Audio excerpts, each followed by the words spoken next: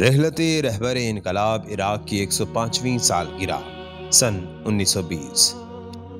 آیت اللہ العظمیٰ مرزا محمد تقی شیرازی قدسرہ کا مرجع اعلی جہان تشیع حضرت آیت اللہ العظمیٰ سید صادق حسینی شیرازی دامظلہ کے کلام میں تذکرہ۔ تقریباً 100 سال پہلے دینی پیشوا آیت اللہ العظمیٰ شیخ محمد تقی شیرازی قدسرہ کی مہم فتوے کی وجہ سے برطانوی فتنہ انگیز اور قدیم استعمار کو عراق سے باہر جانا پڑا، کیونکہ قدیم استعمار کا ان دنوں ارادہ یہ تھا کہ چالاکی اور انتخابات کے بہانے عراق میں وارد ہو جائیں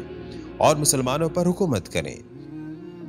لہٰذا مرزا شیرازی نے فتویٰ دیا کہ کسی مسلمان پر جائز نہیں کہ غیر مسلمان کو حکومت کے لیے انتخاب کرے،